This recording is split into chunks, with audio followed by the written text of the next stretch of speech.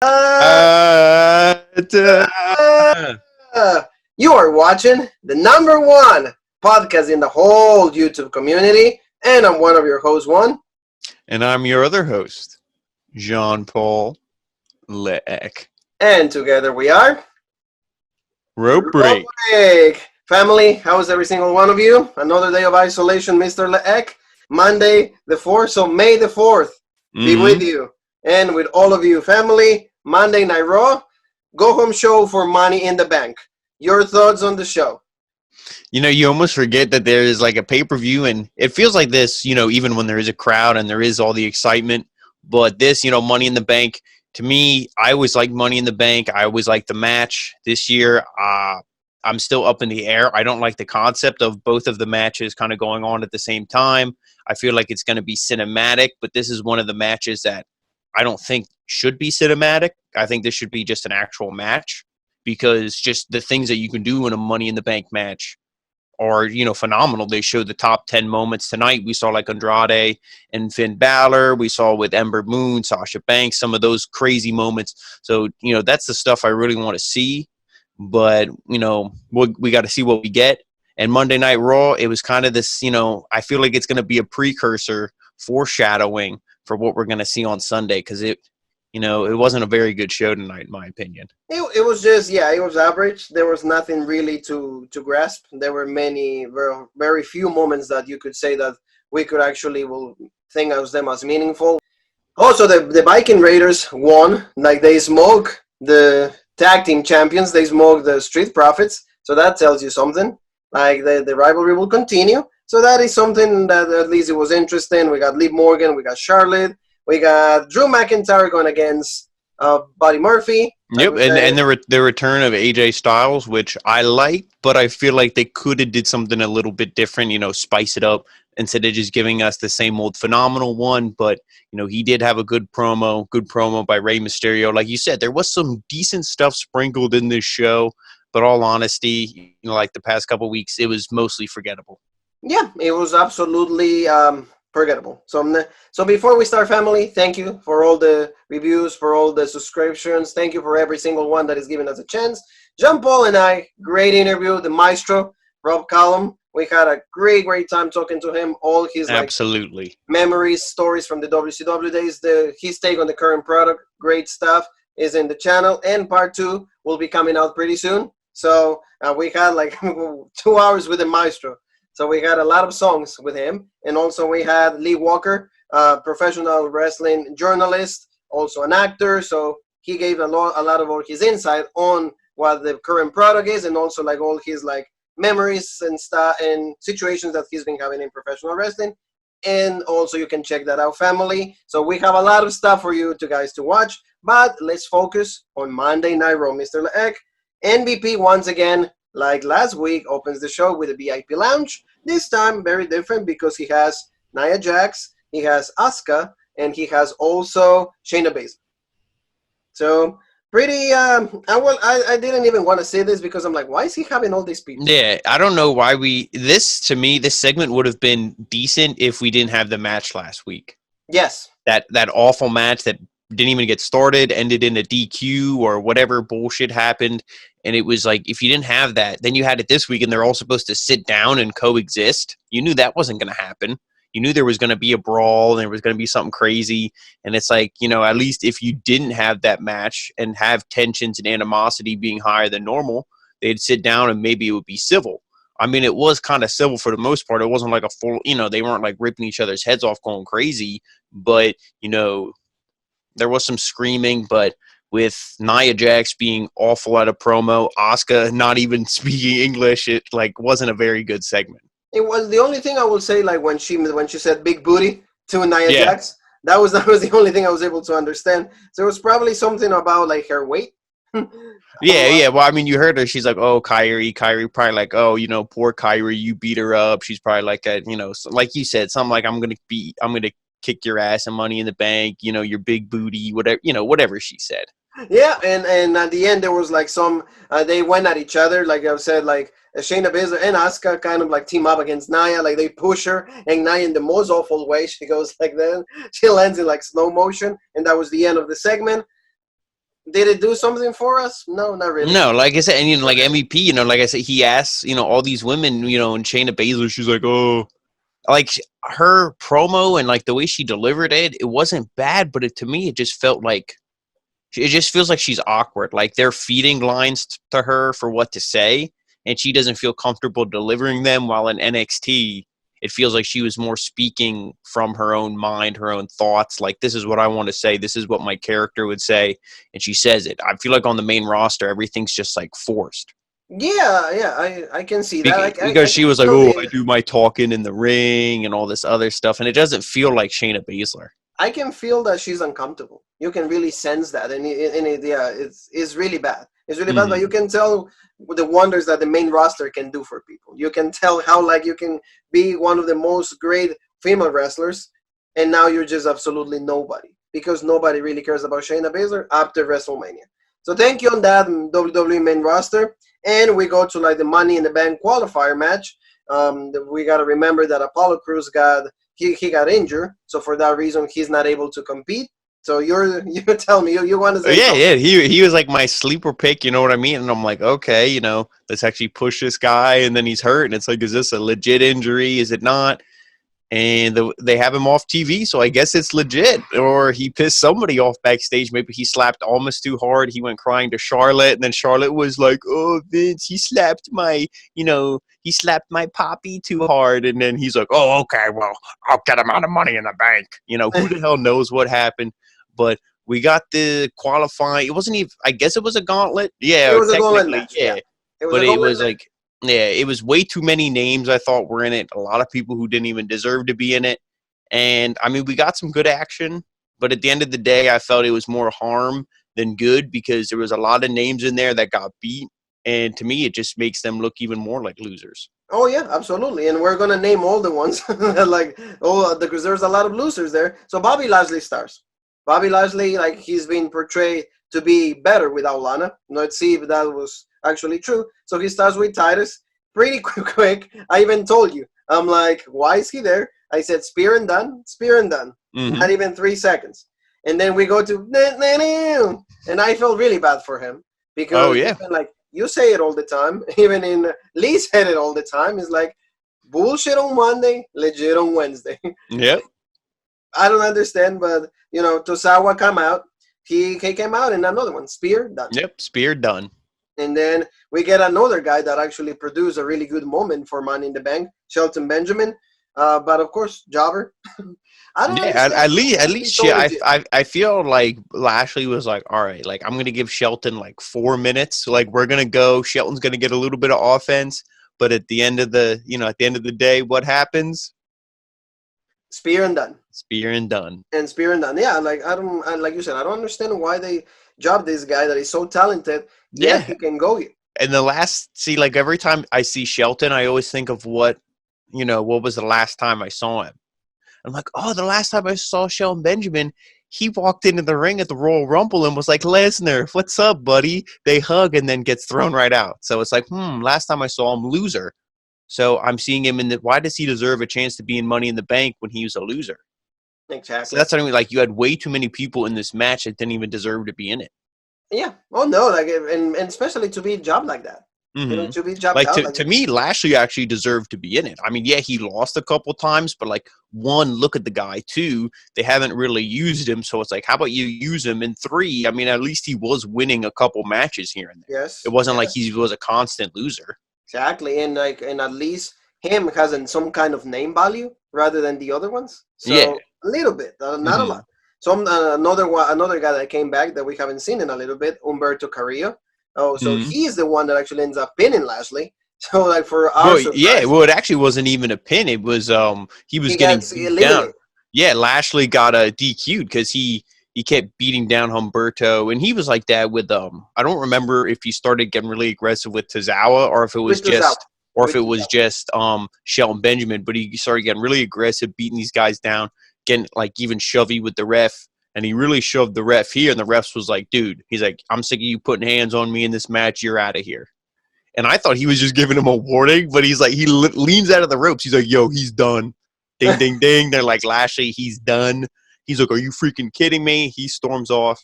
And at this point, I was like, well, Humberto's probably going to win it. Yeah. I didn't even know how many people they had left. Oh yeah, And they just kept sending them out. They're like, all right, we're just going to job out all these people. Here we go. it wasn't enjoyable, like you said. It was like name value was not there. So and then Carrillo comes out, Lashley gets disqualified or eliminated or disqualified, whatever it is, and then we get Angel Garza. So we see the same match that we've seen, 2 months ago. Garza and Carrillo, we've seen this so many times. And this, I did think I was very sure that like Carrillo was going to win it because Garza always won throughout the feud. So I'm like, and to just me, to I pull the thought, opposite. I was when I saw this, I was like, well, they're either going to go all in. I mean, what I was texting you, which was a joke, but I thought it would happen, was Jinder was going to be the last person and win. I could smell it. I was scared. Thankfully, we didn't get that. Then I thought, well, maybe they'll go all in with Humberto because he was kind of getting pushed. Then he got injured or whatever. And maybe it wasn't. Maybe he was actually injured and now he was cleared because I thought it was travel things. That's why I thought maybe we haven't seen him because of traveling. But I don't know what the issue was. No, he was legit injured. He was. Oh, okay, he was injured. He So was it's like legit. he's back. Okay, let's push him. Let's put him in Money in the Bank. And then it's like, Garza could win. I thought this was the last. I thought Garza was the last guy. And then I'm thinking, well, if either of those two win, to me, that's legit because they'll put on a good show in the match. And I'd love to see Garza being the Money in the Bank winner. Oh, yeah, that will be unprecedented. But in the end, Garza was going to go for the win clipper, but then Carrillo rolls him up, and then he gets the win. So Carrillo's still in the match. Garza gets eliminated. Selena Vega, of course, by ringside, looking extremely gorgeous, like looking Lita look-alike. And then we get another one of her members of her stable, Austin Theory. And Austin Theory didn't even last long enough. No, and at this point, when I don't know what you thought, but as soon as Austin Theory came out, I'm like, well, Austin Theory's not the last person. Yeah. Because you're not going to have Austin Theory be the last person in the gauntlet match. I'm sorry. He's legit. He's a good wrestler, but he's way too young. He's not in that spot where it's like, oh, we have all the stock invested in him. He's not the second coming of Brock Lesnar. He's not going to be pushed to the main event at 23 years old. So it's like, okay, there's somebody after this guy, so you knew he was going to lose. So, again, when the show's predictable, to me, it's not that good. Oh, yeah, it is. Absolutely right. And then Austin Theory was eliminated by Humberto Carrillo also. And then finally, the big return. We didn't know who it was, like you said. I was thinking Jinder. But we already in the page, you and I had informed people that Styles was going to be on hand. So the Phenomenal comes back. And that was really good. At least we needed it. And see, that enhanced the match a little bit. Because, like, for what we had, it was already really bad. But in the end, Styles, like, of course, dominates Carrillo like he did throughout their feud. And then he applies the crab crusher. And done. Carrillo submits. And AJ Styles is the last member to advance to the Money in the Bank match on the men's side. And then he cut a beautiful promo, like you said. Extremely legit. And, like, everything that he said made sense. Because it's like the Undertaker is not there anymore. He's not going to bury me. He says also that... AJ says he's not a zombie or a ghost. We know a ghost now. We don't know a ghost, but like we've seen it. We've heard of a ghost. He says the phenomenal AJ Styles, and there's no Undertaker to steal his spotlight. He knows he got buried, but he didn't lose. There were no rules in the Boneyard match, so he didn't lose. Kind of like, yeah, he's being right on that. But he sees an opportunity, and now he's in the most unique Money in the Bank match of all time, and it's worth it. In fact, he will do anything to win it. And if that means throwing someone off the Titan Towers, then so be it. And then he said the Undertaker's not going to be there, so he will finally be Mr. Money in the Bank, and that will make him phenomenal. So good promo. I absolutely agree with you.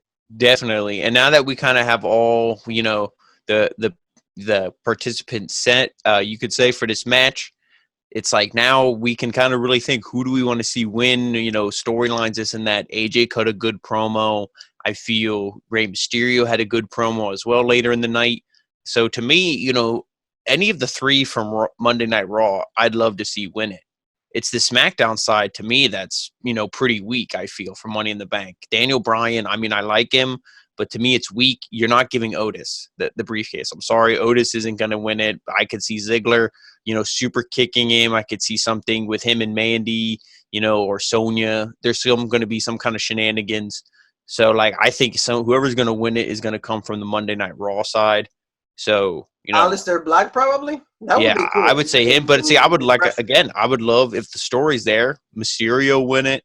You know, whoever, any of these guys, I think could win it. I don't know if Mysterio will, but because he's getting towards the end of his career, I want to see him win. So. It will be cool because it will be a good way for Ray to like get another championship, and then Mhm. like I've seen a lot of memes lately when like he wins the championship, and then you see John Cena with like those like guys that are like holding like the casket, and Oh yeah, he's like give me an hour, yeah.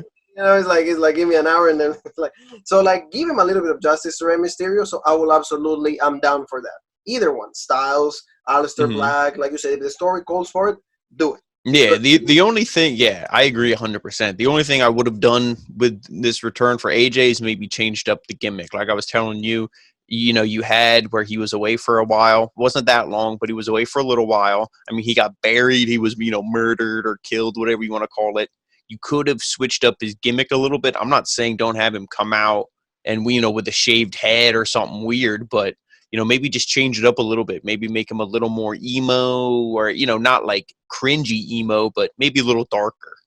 like tweak something like you Yeah, said, so yeah. people can be like, okay, like, oh no, it's like he's just back. Yeah. It's like, oh, the Boneyard match affected him. Losing to The Undertaker affected him instead of it just being like, oh, yeah, he was just taking a 4-week vacation. Now he's back.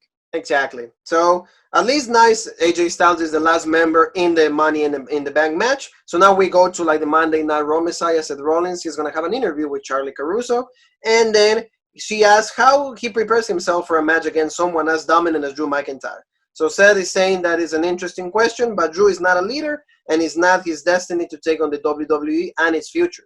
He says that he's willing to sacrifice himself for the greater good, and everyone thinks that he's being selfish, but it's not the truth. He represents his generation and those that came before Drew. And he says Drew is not even ready and he's trying to unburden him. And on Sunday, his destiny will become a reality. So, I mean, like the language, of course, he has to go through his gimmick of being the Messiah. Like, do we really Yeah. care about this a lot? No, because like we know that like with Monday Night Raw has no other heel besides Seth Rollins. So that's the only reason that he has the championship match. And I'm not really invested. I'm not. Yeah, and I think I heard something. Kevin Owens might have suffered an injury at WrestleMania. Yes. That's kind of why he's not here. So maybe they would have done a face versus face. Kevin Owens versus McIntyre. We didn't get that, so we got Rollins instead.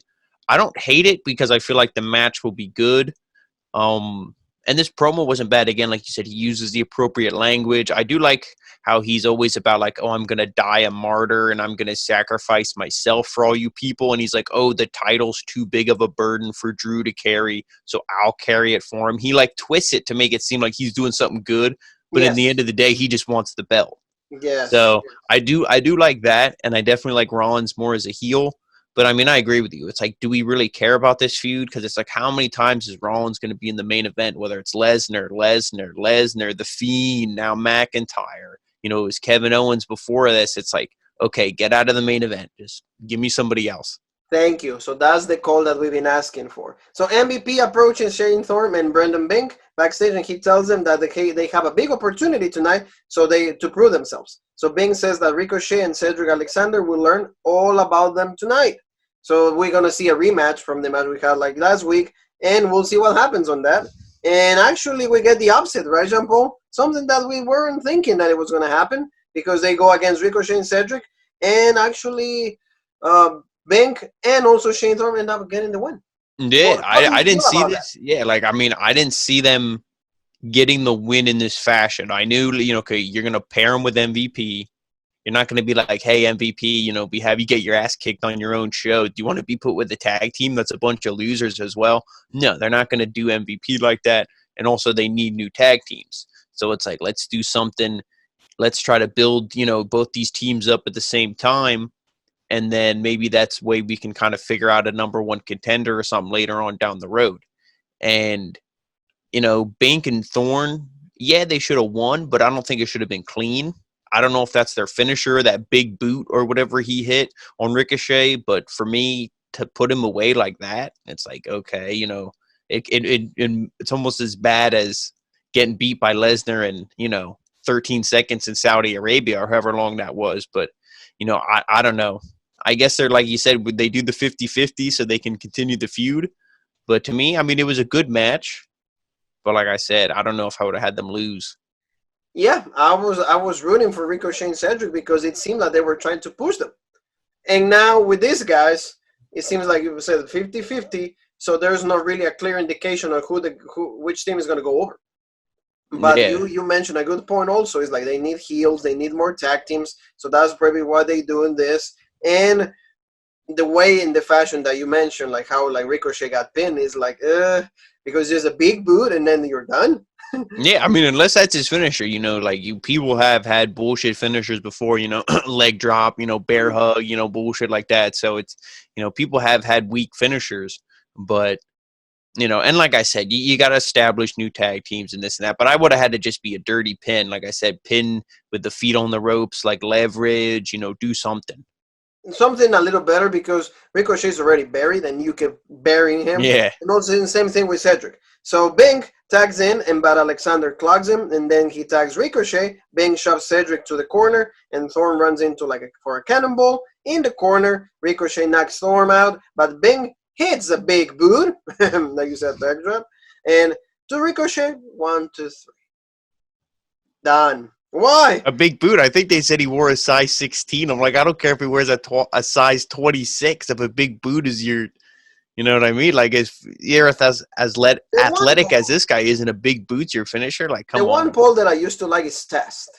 But see, Test will do it with such power. It was never a combo that you're diving from the ropes. It wasn't like that. Test will kind of like, it was like a switch in music, but, standing, like the big boot. Yeah. And you will hit like whack. And I like Test to me was always like somebody that was believable in any single move. So that I used to enjoy that. But this one, it was just to me a generic, like the one that the Undertaker, Kane, Oh yeah, do. Any big guy can do that. The Great Khali, whatever.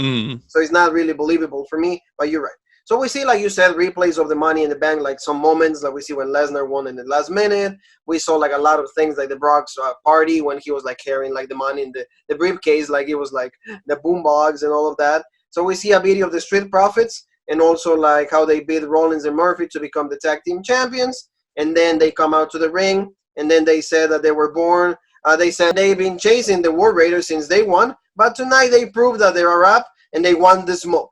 The Raiders will make their entrance. What do you think about this match? I think that out of the whole 3 hours, this was the best match of the night. Yeah, I mean, this was a good match, and this was, they had a good promo. They said, like, they came here to the Performance Center. That's where they became friends, partners, brothers.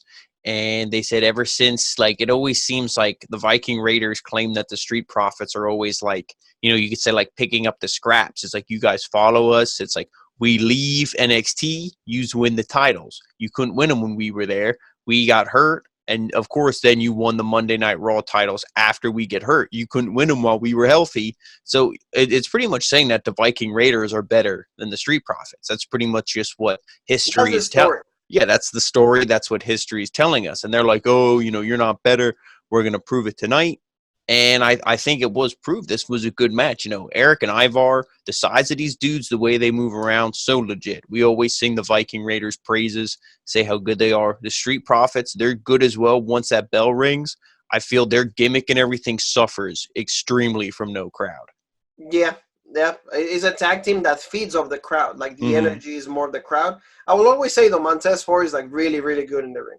The future is Montez Ford. Like there's the guy, like, he probably hits the splash like no one. I will say even better than Eddie. I will go even better than Van Dam just because of the height and how like he hits it extremely great. But you mentioned like the biggest flaw right here. Without the crowd, the guys feel like very bland. They feel like like regular. They're ordinary, and that's a problem. But match wise, 4 guys they put really really a great show. They had the flow of the match was really really good. Like I said, they hit moves like a lot of tag team moves, and like the one thing when Montez Ford did a splash, Eric saved Ivar from getting pinned, and I was like, oh, okay, so like that means the Viking gonna get the win. And yeah, it was really good. The one thing I credit to that is you got to think what they said. They kind of went through the history briefly. How many times did these teams wrestle? They should have, like, the chemistry should be really good, and that's why, You know, any time you get two tag teams from NXT that are going to be wrestling each other, you know it's going to be a legit match. Yeah, yeah, and of course, given the right time, like they did. Oh, absolutely, Mm-hmm. absolutely. Like, And the one thing I do love what Tom Phillips even said, and I feel like he was kind of poking fun at WWE, but at the same time, they have their heads shoved so far up their own ass, they don't even think it's like poking fun. Where he's like, oh, and in typical WWE fashion, if an opponent beats the champion, that means that they'll have a title opportunity coming up soon. And I'm like, they even acknowledge their own bullshit. well, they know it's bullshit. They know. And, well, I can tell you, like, there was a report that we have on the page that they said, like, Vince McMahon's attitude towards this whole thing, pandemic, you know, all the millions, you know, that they've been lost and everything. The millions and the millions of... No. Yeah, the million of dollars. Like, he says that his attitude nowadays is like, fuck it. It's like, and if they can poke fun at themselves, like, because they know, like you said, they said in December, like last year, oh yeah, there's not like the rules are gonna change, like the number one contender will be determined under winners and losses. Now it's all back to the same stuff. Being the champion, and that means that you're number one contender. And like Paul was saying, yeah, and Viking experience, 1, 2, 3, and done. But match. So don't be surprised. Don't be surprised. Saturday they announce, oh, at Money in the Bank, it'll be the Viking Raiders versus the Street Profits. For the tag, yeah, I wouldn't be extremely surprised because Robert called it first. You can thank John Paul. I want him to tweet his Twitter and just be like, hey, you were right, because that's what the match is going to be official. So now, Jean Paul, we go to like Drew McIntyre. He's backstage with Charlie, and she asks about McIntyre's response about Murphy, because Murphy said also he had a promo. He said that he knows he can beat Drew McIntyre. He's like not sure about Rollins beating McIntyre, but he knows he's going to win over McIntyre. So then McIntyre pretty much just says that he makes fun of Murphy, of his name change. He's like, we went back to like Murphy to Buddy Murphy, and now he's like Buddy Murphy again when he was Murphy for like 2 weeks. So thank you, WWE, playing with the names and everything. So then he says he's obviously confused, a young man who Seth has preyed upon. He says if Murphy is willing to be sacrificed and the Messiah is willing to be sacrificed, then who is he to deny the people for a good slaughtering? Hey, like you said, if the Messiah is willing to die, to get cut down by a claymore, you know, why not hit him with the kick and be done with it? You know, do like the language. Yeah, I love McIntyre. You know, he's legit in the ring. He deserves to be a champion. I feel awful that he has no crowd to cheer him each and every show. And, you know, like great promo. But again, Seth Rollins, so it's like, you know, the match should be good, but like the Monday Night Messiah, you got to do something with the gimmick. I feel like with what we saw tonight and after Money in the Bank, I think you need to do Buddy Murphy needs to split. You don't have AOP there anymore. The faction is defeated. It's done. There's no disciples of the Messiah or whatever you were calling them. Disciples got injured, right? Yeah. So it's just him and Murphy. So to me, the story is you got to split them. Don't be splitting The Miz and Morrison. Split these two and have them feud. The matches that these two could put on could, if you let them go, 5-star classics. Oh yeah. And that will give Murphy the push that he deserves, because for ring quality, Buddy Murphy is really a great wrestler. But unfortunately, he was never put in meaningful things. What I would do is if you're asking me how to book it, I would have him beat Rollins, and then he challenges Andrade, and you get that belt off Andrade. I'm sorry, Andrade, you're legit, but as U.S. champion, you have been bullshit. It is true. It is true. Absolutely. Like, see, he wasn't even there on this show. So, like, it's pretty understandable, and I would love for WWE to go with your booking. I would really like that. So, Charlie Caruso, once again, we only have one. Oh, yeah, let me ask you about that, because I was thinking that, too. I've been thinking for a couple weeks. Do you think they should have more backstage interviewers, or are you fine with just Charlie? Like, I know there's like they have like they used to have Kathy Kelly, but then she does something else, and there's Kayla Braxton, Sarah Schreiber, whatever it is. They have her. Like, I don't even mind like if they have like men, like, you know, when they used to have I forget what the guy was back in like the 90s, and then I think he had like the earring and shit, like the hoop earring. I forget what his name was. I don't remember. Wait, do you know who I'm talking about though? Yes. Yeah. He's like a younger kid. And Josh Matthews. Yeah. Josh Matthews, yeah. He's on TNA now. Yeah. He's the he's the main announcer. Yeah, like, but that's kind of like the kind of stuff I feel like they should have. Instead of just, I mean, don't get me wrong, they're nice to look at, but I feel like all they have is these like hot eye candy. Oh yeah, Like they just have hot chicks back there just talking to the wrestlers, and it's like, to okay, that's me. fine, but like mix in some actual, like, where's the mean genes? Where's, I mean, even when Michael Cole used to do it, he was more tolerable than he was on commentary. And the one thing is like you said, is like to me, is there too many of these backstage segments? It's like, Oh you yeah, should have a flow. It's like not every match you need to go to a backstage. yeah. I'd rather see Because that's promos in the ring yeah, or got a something. promo or like a video package, like we always Yeah, mention. So like, yeah, or yeah. they should get either like a male figure or just don't have too many of these segments. But Mm-hmm. like Charlie's interviewing the Viking Raiders, and she's asking what they owe their success, and then Ivar says that like if it isn't success, it's dominance. He says that they like the Prophets and they like him a lot, to the point they respect him a lot. But they said that they have proven time and time again that they're the best tag team in the world. And Eric says the raid it's on. So now we go to see a promo that, like we said, video package, Aleister Black. He's cutting a promo in a foggy room, and he says Styles, he's letting everybody know that like he got like buried and he got swallowed by the darkness. So he's like, well, I wonder how that feels. And then obviously it didn't make him any more humble though. He says AJ is threatening him to throw him out of the WWE headquarters, but it won't matter because he'll be back. He'll get back up, and then he'll climb the ladder, and then he'll take the briefcase. And when he does, AJ is gonna wish he was buried deeper than 6 feet. So I like this promo by Aleister Black. The only thing that like worries me with him directly calling out AJ, I feel like that means none of them are gonna win, and then they're gonna revisit the feud between the two of them.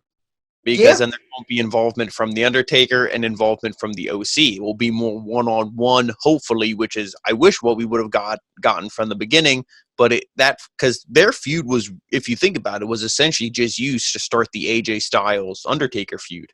absolutely, they didn't mean anything. It Yeah, wasn't, and then once that feud started, then AJ was like, "Oh yeah, Michelle McCool, Michelle McCool, Michelle McCool," and then that's what like kind of poured gasoline on the fire. But the thing that started the fire was Aleister Black. So it is maybe they're true. going to go back and revisit it. But I feel like if you, like I said, if you do revisit it, are you going to have the Money in the Bank, briefcase holder be feuding with somebody else? I mean, maybe, and that would be legit because maybe that means a cash in's not going to happen immediately. Because I like when the briefcase holder has the briefcase for maybe a couple months, doesn't cash it in, waits. Yeah, I do like that. It also depends on like who he'll cash it in.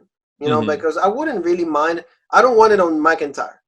I want him on like the Fiend or like Strowman. I would like that much better because I do not like Strowman being Universal Yeah, but the Champion. only thing is, I think you're locked. I don't. The way that they were mentioning it, because they said whoever wins, they can challenge for any championship on their brand. So, like, if Oh, if AJ wins, AJ can't cash in on the Fiend. They have him locked. oh, So for see that yeah, to me that ruined it they because changed that's the like rules that's and like it's Dana terrible. Brooke. That's like Dana Brooke winning. Why can't Dana Brooke cash in on Becky Lynch Yeah, or yeah, Shayna Baszler cashing in on Bayley? that will be legit. Exactly. So like yeah, see they keep Yeah. growing this thing like Mm-hmm. WWE is master. Their masters are like whatever is working, they find ways to ruin it. Yeah. It's like those relationships that like it's always going good, but you find a way to somehow ruin it. But like absolutely true on that, Jean Paul. Hopefully they find a good way to use that briefcase. So that's Mm-hmm. all I can ask. So talking about like people should use a briefcase to like get this girl out of the championship or like her title run, and that's Charlotte Flair, NXT. Uh, Charlotte Flair, NXT Women's Champion. She makes her way to the ring, and she says that she's the hardest working woman in any industry. She's been working for Mondays and Wednesdays. She says that Wednesdays she will defend her championship against Io Shirai. Please let Io win. Can we please let Io win? We'll be praying for that. And then the Incredible to say that her dream match was to face Charlotte Flair, and she will make her dreams come true, and then she will bow down to the Queen. And up to that, Liv Morgan comes out, and Liv Morgan, like the promo that she had, it was the same promo as everybody else. So yeah, I was not happy with that. Oh yeah, you were handed everything on a silver platter. You're Ric Flair's daughter. Blah blah blah Yeah, and the blah. one thing, and then she tried to be like kind of funny. And again, I mean, I'm not gonna like insult Liv because I do like her. I think she's getting better as a wrestler, and you can tell she's passionate. And that's all I ask for as a fan watching the performers. Just enjoy what you're doing and love what you're doing. And I think she does that. But I wish she would have said like, "Oh, you were born with the silver spoon," and she's like shoved up your. mouth. I wish you would have just said shoved up your ass. You have Yeah. women out here calling people bitches. I think Drew McIntyre called Seth Rollins a piece of shit. So they're towing the line with the swears. And like Vince McMahon said, I don't care anymore. He's like, whatever. Like, US said, hey, it's probably, if you would be doing this or been having this kind of more attitude for the past 10 years, I don't think WWE would be the laughing stock that it is now. So, like I said, with Liv, just be a little more aggressive in the It is true. promos. No, yeah, and like you said, and this was like what, like 10 o'clock? So clearly you could have say ass. Yeah. You know, like I get it, maybe 8 o'clock. You know, like everybody's Oh, yeah, starting yeah. to watch. I get that, but it's already 10 o'clock. So what's the problem? So Mhm. pretty much they set up a match between them because again, Liv was like Charlotte was saying, well, you're saying everything that everybody else has said it, and yeah, I've been doing this. People think that like I'm tarnished because of my dad's legacy, but no, you know who I am. I'm a 12-time women's champion. So like, let's give you a shot at me. Match wise, I will say I did like this because see, Charlotte was able to make Liv look good, and likewise, Yeah, yeah. Liv No, looked Liv, really yeah. great. Yeah, Yeah, she like was I able said, to hold. Liv, it was one of those things where it was like, okay, you have Liv beat Ruby Riott twice. You got to do something with Liv. She can't look bullshit. She had this match with Charlotte. If you look at just the card from tonight and you see Liv Morgan loses to Charlotte, you're like, oh, so Liv's done. She's bullshit. But no, if you actually watch the match, like you said, Liv looked good. And I feel it wasn't a squash match. So, but you obviously weren't going to have Charlotte lose. Well, you can have Charlotte lose and then goes into a title match against Io? No way. So Yes. Charlotte, you knew was going to win, but Liv looked good, and I think the future's still bright for her. Oh like I was saying to you, I think that this will be actually a step up. It will Mm-hmm. be like it will be somehow like a push because she looked good. Like she was able to move like with Charlotte. She didn't look like out of place, and like you said, the key thing, she keeps improving. Maybe promo Yeah. wise, she's still weak, like you said, Mm-hmm. doubts. But in ring ability, very good. Like she did a Yeah. Hurricane. I love that. Like that, she dives on the ropes, and then she did like the code breaker, and of course they got Uh-huh. face first, things like Yeah. that. But like she hit the moves really well. Oh, So yeah, that's what I mean. She's definitely one of those things where she's not just out there. Like, she's not just going to be like, oh, I know I'm good looking and I'm going to get by just on that. No, she wants to go out there. She's like, yeah, maybe I am good looking, but I'm also going to show you that I'm good in the ring as well. exactly. So and she proved it tonight. And Mm-hmm. like so, we're gonna go with like Charlotte chops Liv repeatedly in the corner, and she was like woo woo, and you can see like how Liv is like selling it. And then the referee stops her and she's like, oh come on, stop, knock it off, get out of here, like move. So then Liv attempts like the springboard dropkick for a second time, but Charlotte catches her, and then she applies the Boston Crab or the Walls of Jericho. It depends on how you want to say it.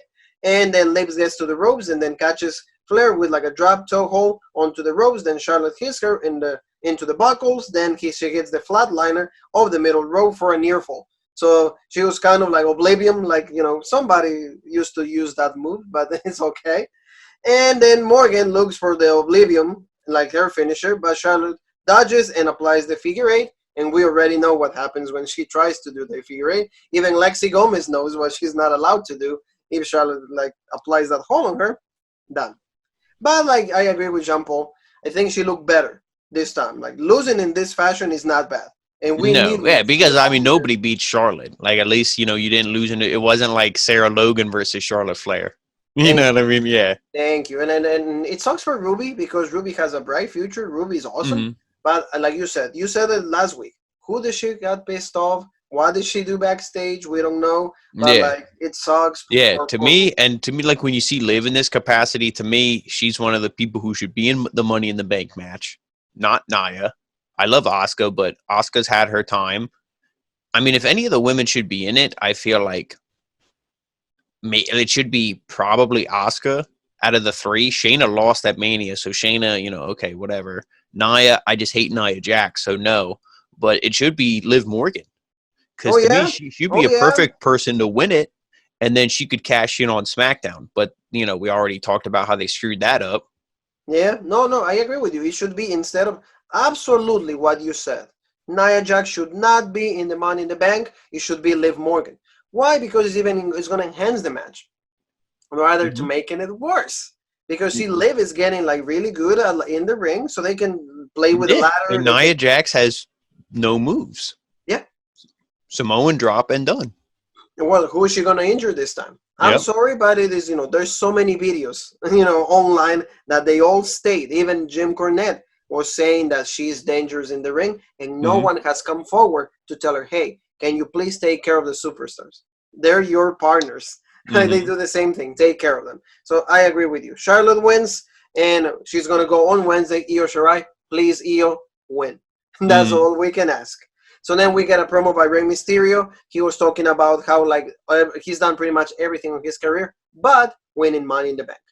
So he's gonna try his best to be Mr. Money in the Bank this time. And like we said, we want Ray to win. I wouldn't Yeah. be upset. Ray Yeah. No, deserves it. I would love Ray to win, and listen to this. Like I said, it was a legit. Ray's always good for a legit promo, but when he hit the line where he's like, "More of my matches are behind me than ahead of me," I was like, "No, Ray!" Like my heart, I'm like when he leaves, retires, it'll be awful. So like that's what I mean. I just want Ray to just have all those accolades because he's one of the guys who, if Rey Mysterio doesn't exist, the lucha libre Mexican wrestling isn't as popular in America. Cruiserweights done. I mean, they might have got over eventually, but he was one of those who made it real popular. Like his impact to wrestling is kind of unnoticed. I mean, yeah, people know who he is. They see the mask. They're like, booyaka, booyaka, it's legit. But like really his impact is kind of like, I don't think it's as celebrated as much. His legacy, I Yeah. will say that. Yeah, I will say that like his legacy and his influence is not really appreciated. Yeah. But And here's a fun fact for you: his contract is about to expire. So there you go. There's your key. If yeah. WWE wants to keep him, what are they gonna do? Give Yeah, him. but as I say, give him money in the bank and be like, oh, it's legit. And speaking of, him kind of getting screwed and all that stuff, like you and I always say, off camera, we'll say it on camera. We probably have before, but it's like, it's a shame that all of his title reigns have been bullshit, or it's like, oh, yeah, we'll give you this because of Eddie. Oh yeah, oh yeah. It was, There's it was not a never, it single was never person. like, oh, you're legit and we believe in you, so you're going to be our champion. 4, 5, 6 months title reign, legit defenses. Okay. Oh No. yeah, no, absolutely. Like, there's not a single person on earth that believes that Mysterio won that title at WrestleMania 22 based on like his legitness. I mean, he could have, Hmm. let's say, But like in we are W in booking W it in WWE's eyes. exactly, but like he was over like the situation with Eddie, they cashed in, and of Hmm. course they wanted to give like all the Hispanic culture and all the lucha libre fans like the good, like a good moment, and that's what Hmm. they did. I mean, if not as John Cena, then in the same night that he wins the WWE Championship, he took away the title from him.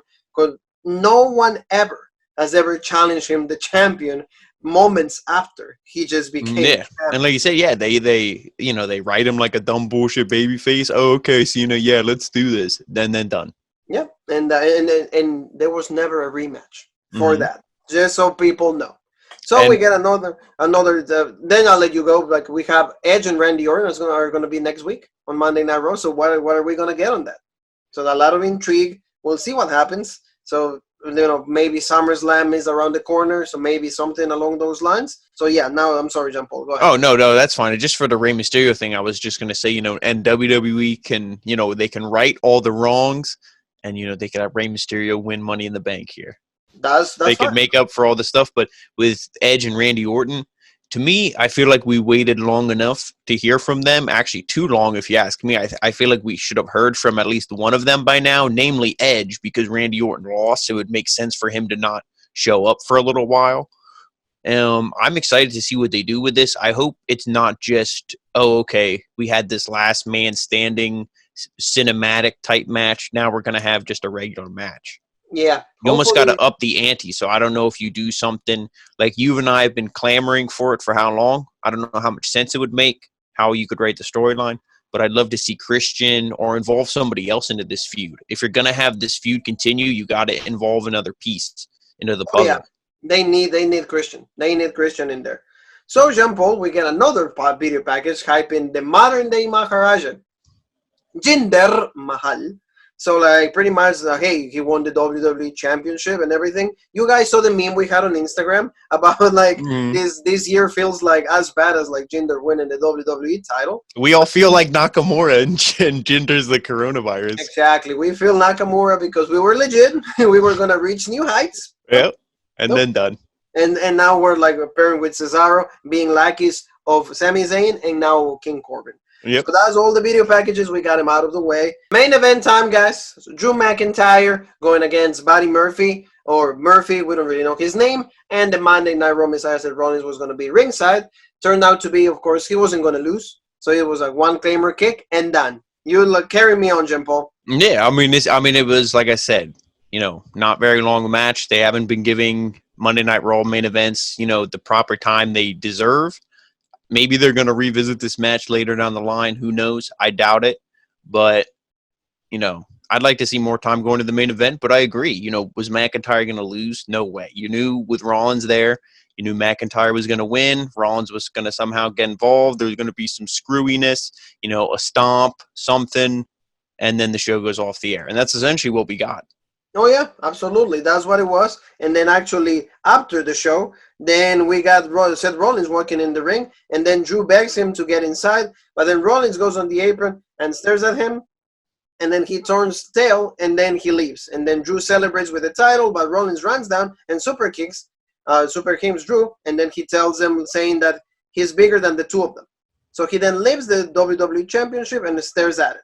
And then Rollins runs from the stump, but then Drew grabs him by the throat, and then he hits the Glasgow kiss or the headbutt. And then Rollins ends up like rolling out from the ring because like McIntyre was about to do the claimer. But like he's like, okay, let's do it. And then he runs out like the heel, and the show goes off the air. Yeah, and it was a good way to close it. Drew looks, Drew stands tall, you could say. But Rollins also got the sneak attack on him. I love when he hits that Glasgow kiss. Headbutt, I don't know if it's just the camera angle and how they do the quick cut from up close and then they zoom out, but I mean, it looks like he's really laying in that headbutt. Oh, no. It's a legit move. It's a good move. And, McIntyre, like you said, he got so better with the years. And now he's, the top of his career. I don't think that, he can get even better than what he is right now. So, all the praise for him. But, in the end of the day, it was an okay Monday Night Raw. We are excited about Money in the Bank just because it's something new. Of course, a lot of cinematic are gonna be involved. Let's see how they pull it off. We love the Boneyard. We love the Firefly Funhouse. So I'm not gonna knock it until I see it. Right now I just feel a little iffy. Yeah, exactly. And we saw Gargano and Ciampa, so hey, we've seen 3 instances when they use this kind of cinematic elements or cinematic fashion. But for a match, so we'll see what happens. So this pretty much, family, sums it up for our Monday Night Raw review. Thank you so very much, family. Don't forget to subscribe, hit that bell. For everybody that is new, that is checking us out, welcome to the Rope Break family. So, guys, we're going to let you go, but don't forget where they can find us in the social media world. Facebook, Instagram, Twitter, and then, of course, YouTube. Follow us here. We have the amazing interviews that we, from the Maestro and, all the other interviews. Please check them out. Such good stuff. And Facebook, the original Rope Break, Twitter, the OG Rope Break, Instagram, the original Rope Break as well. Follow us on there for the memes, the news, all the good stuff. So absolutely right, Jean-Paul. So I think that you and me have one more thing that is left to say. And that is...